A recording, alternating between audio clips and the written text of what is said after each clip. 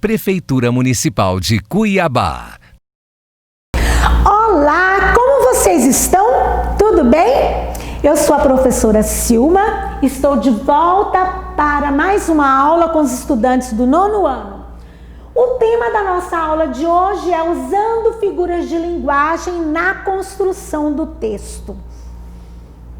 Tá. O que são figuras de linguagem? As figuras de linguagem são recursos da língua portuguesa que criam novos significados para as expressões, ao trabalhar com sentido conotativo em vez do literal. O que é sentido conotativo? Aquele sentido que não é próprio da palavra. Os autores recorrem às figuras de linguagem para tornar a linguagem mais rica e expressiva. Esses recursos revelam a sensibilidade de quem os utiliza, traduzindo particularidades estilísticas do emissor da linguagem. Quem gosta de usar figuras de linguagem são os escritores literários, né? Eles gostam de brincar com as palavras e usam esses recursos porque quando você usa essas figuras de linguagem, você faz com que o seu leitor reflita, interprete, porque a linguagem fica mais subjetiva, então é preciso que haja uma interpretação daquilo que está sendo dito, né? Então o leitor precisa refletir sobre aquilo que lê. Bom, nós vamos falar hoje de 4 figuras de linguagem. Vamos falar da ironia, que consiste em você dizer algo que é diferente daquilo que você imagina, tá? Então, você fala mesmo para ironizar, para criticar, tá? Nós vamos falar da hipérbole, que é outra figura de linguagem que consiste no exagero. E vamos falar do eufemismo, que é uma figura de linguagem que consiste em falar de uma palavra ou de uma expressão com uma forma mais suave. Tá? E vamos falar da metáfora, que é uma comparação direta que você faz entre duas palavras, tá? Por que eu estou dizendo direta? Porque você não atribui a característica que é comparada entre essas duas palavras, tá? Fica por conta do leitor. O leitor é que vai imaginar do que se trata. Bom, eu coloquei aqui, veja bem, primeiro eu quero que vocês prestem atenção na frase. O jogador foi super carinhoso ao pegar a bola. Preste atenção, principalmente na palavra que está em destaque. Super carinhoso. O que quer dizer super carinhoso? Agora vamos relacionar essa frase a esta imagem. Vocês acham que está tendo carinho aqui? O que vocês acham? Não está tendo nenhum carinho, não é? Então dá para ver aí que não está combinando, não está relacionando bem. Então, vamos às questões. O que vocês entendem por super carinhoso? Super carinhoso quer dizer muito, muito carinhoso, não é? Em que situação comunicativa vocês usariam super carinhoso? Eu acho que vocês usariam ao se referirem a pessoas que vocês amam. Por exemplo, ao pai, à mãe, aos avós, né, outros parentes, irmãos, ou aos professores, não é verdade? Qual a interpretação vocês fazem da imagem? Há carinho na disputa pela bola? Não há carinho nenhum. Então, a ação que está aqui na imagem não está combinando com a palavra em destaque na frase, tá? Mas vamos lá, há uma intenção para isso, né? Vamos voltar à frase do início. O jogador foi super carinhoso ao pegar a bola. E associá-la à imagem. Qual o efeito de sentido ao usar essa expressão nessa situação comunicativa? Nós vamos observar que houve uma ironia, tá? Porque alguém falou de algo, né? Mas assim, é bem diferente daquilo que é real. Tá? Então, aqui nós não vemos carinho, mas a pessoa falou, né, que é super carinhoso. Então, há uma ironia, é um deboche mesmo, né, ao se referir à ação que a pessoa praticou. Como se chama a figura de linguagem utilizada? Essa figura que consiste nisso, tá? De você atribuir a uma palavra que é completamente diferente àquilo, aquilo que é real ou aquilo que você está imaginando mesmo. Então, o nome dessa figura é ironia. Eu coloquei o nome dela aqui para vocês visualizarem bem. Agora veja bem essa outra situação. Nós temos a imagem de um menino com um machucado no cotovelo, né? E olha a frase ao lado: estou morrendo de dor. Dá para relacionar a frase com o machucado? Nós podemos até relacionar, mas aí nós vamos observar alguma coisa que há aí, não é? O que vocês entendem por morrendo de dor? Se você for pensar no sentido real da expressão morrendo de dor, você vai dizer que é morrendo de dor quando você não está aguentando de dor mesmo, é uma dor insuportável, não é isso? Mas em outras situações você pode usar morrendo de dor também, você pode usar para chamar atenção, né? Então, veja bem que aqui, né, no exemplo que eu trouxe, estamos usando morrendo de dor, mas se nós formos relacionar com a imagem, nós vamos pensar assim: mas será que este menino está morrendo de dor? Esse machucado dele é um machucado comum, isso acontece muito com crianças, não é verdade? Vamos voltar à frase do início. Bom, já comentamos, né? Então vamos à outra. Como se chama a figura de linguagem utilizada? Vocês perceberam? Eu vou voltar à imagem. Vocês observaram o exagero ao usar essa forma verbal, morrendo, tá? É um exagero, porque nós percebemos que ele não está morrendo de dor, ele está com um simples machucado. Então, quando nós usamos uma expressão verbal com exagero, nós temos uma figura de linguagem que se chama hipérbole, certo? Então, olha só, eu coloquei o nome dela aqui para vocês visualizarem o nome. Vamos a outra situação. Nós temos aqui a imagem de uma garota. Interessante, vocês viram que não tem o rosto dela na imagem? Ela está segurando um calendário. O calendário está com as iniciais dos dias da semana em inglês. Nós temos aqui, ó, 3 pontos em vermelho, né, marcando 3 dias. E nós temos aqui um absorvente sobre o calendário. Então, vocês já devem imaginar do que está sendo tratado, né?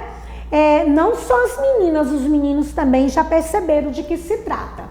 Agora vejam a frase: Maria está naqueles dias. Por que será? Com que intenção o autor usou essa expressão? Naqueles dias, quando nós já percebemos que a imagem está querendo dizer que a menina está menstruada. Por que será? Tá? Então é isso que nós vamos discutir. O que vocês entendem por naqueles dias? Né? Vocês já devem ter percebido, eu já falei, né? Quer dizer que a menina está menstruada. Em que situação comunicativa vocês usariam naqueles dias? Ao invés de falar que está menstruada mesmo, em que situações vocês usariam? Vocês já perceberam que muitas meninas têm vergonha de falar que estão menstruadas? Parece que ainda é tabu em nossa sociedade, né, este assunto. Então, foi usada uma expressão. Com que intenção será? Já vamos discutir isso aí, né? Então, a situação comunicativa poderia ser, por exemplo, quando você está em sala de aula e você quer dar uma olhada para ver se está tudo bem, se está precisando trocar o absorvente, se sujou sua roupa ou não. Aí você fala com a professora: professora, posso ir ao banheiro? Estou naqueles dias. Né? Então você pode usar essa expressão numa situação comunicativa como esta. Você pode usar também, vamos supor que você precise usar uma saia branca ou uma calça branca.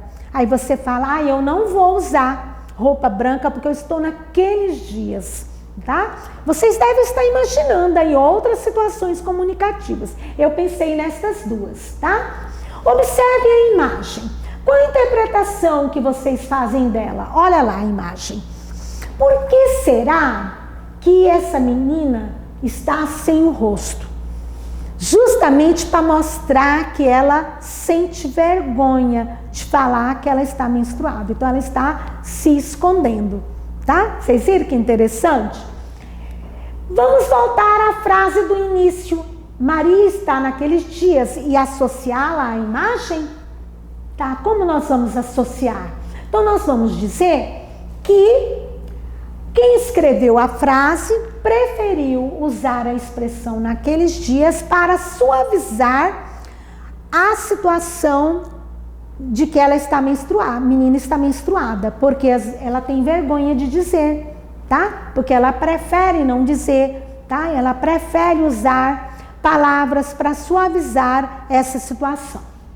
E qual é o nome da figura que consiste nessa forma de suavizar uma outra palavra? Se chama eufemismo, tá? Coloquei aqui para vocês visualizarem o nome da figura de linguagem. E agora eu trouxe um texto poético. O título é Estou Aqui. Preste atenção, eu já até coloquei aqui, nós temos duas figuras de linguagem nesse texto. Estou aqui e não vou sair. Ficarei ao seu lado pelo resto da eternidade. Vocês viram o exagero? Já pensou ficar ao lado de alguém pelo resto da eternidade? É um exagero de dizer isso. Você poderia dizer que ficará sempre, estará sempre ali ao lado, estará sempre por perto, mas pelo resto da eternidade é um exagero. Por isso, nós temos aqui neste verso uma hipérbole. Estarei sempre aqui, até o mundo tiver fim. Sem você ao meu lado, não sou nem um pedaço de trapo. Veja bem este último verso. Aqui, a pessoa, o eu poético, está sendo comparado a um pedaço de trapo. Então, é uma comparação direta, porque não aparece a característica aqui, tá?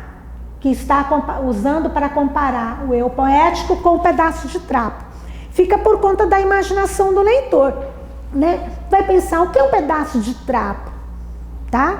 É algo sujo, surrado, velho, usado, né? Então eu poderia dizer, não sou usada como um pedaço de trapo, né? Então aí eu estaria fazendo uma comparação, estaria usando uma característica para comparar os dois nomes, mas aqui não, comparou diretamente, né, o eu poético ao pedaço de trapo, para que o leitor fique imaginando, né, de que se trata, o que será que o autor quis dizer com um pedaço de trapo, tá? Essa figura de linguagem que nós temos aqui chama-se metáfora, tá? Ela consiste em uma comparação direta, tá? Quando você compara duas palavras sem usar a característica para fazer a comparação. É muito comum você usar a característica quando compara dois termos, duas palavras, dois nomes, né? Um exemplo bem simples. Veja bem, aquela jovem é perfumada como uma flor. Eu estou comparando aquela jovem a uma flor por meio do adjetivo perfumada, tá? Eu tenho uma comparação. Mas se eu disser apenas aquela jovem é uma flor, eu estou fazendo uma comparação direta sem atribuir a característica, deixando que o meu receptor imagine, né? Que característica é essa? Né? Vai pensar o que a palavra flor representa, o que ela simboliza, e ele vai começar a imaginar qual é a característica da comparação, certo?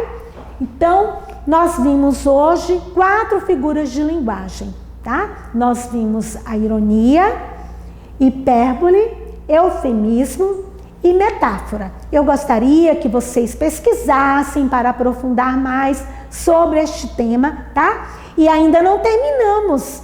Eu também trouxe uma tarefa. Olha só, produzindo o texto. Vocês farão em casa e encaminharão aos seus professores ou professoras, tá? Para que eles façam a correção.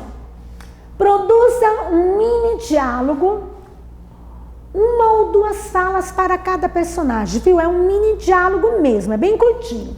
Levando em consideração as seguintes situações. São 3 situações. A situação 1, vocês vão escrever um mini diálogo que contenha ironia em uma das falas, tá? Quem são os interlocutores? Quem são as pessoas que participam do diálogo? Mãe ou pai, filha ou filho. Então pode ser a mãe conversando com uma filha ou com um filho, ou pode ser o pai conversando com um filho ou com uma filha, certo? A situação 2, vocês precisarão usar hipérbole em uma das falas, tá? Quem são as pessoas que farão parte desse diálogo? Um aluno ou uma aluna e um professor ou professora, tá? Um diálogo entre os dois e precisa aparecer em uma das falas uma hipérbole, certo? E a situação 3, vocês usarão eufemismo, tá? Quem são as pessoas que participarão desse mini diálogo? Um político e um empresário, tá? E em uma das falas é preciso que apareça eufemismo. Vocês podem fazer pesquisa, tá? Para aprofundar, mas não valem fazer cópia de livros e da internet, tá? Vocês são capazes, eu tenho certeza disso, então vocês criarão os mini diálogos, tá bem? E para finalizar, vamos nos lembrar que neste momento nós precisamos nos proteger contra o coronavírus. Aqui neste cartaz há alguns cuidados para vocês se lembrarem, tá? Fiquem em casa, cuidem bem de vocês, cuidem bem de seus familiares, das pessoas que vocês amam, está bem? Um super abraço, até a próxima aula. Prefeitura Municipal de Cuiabá.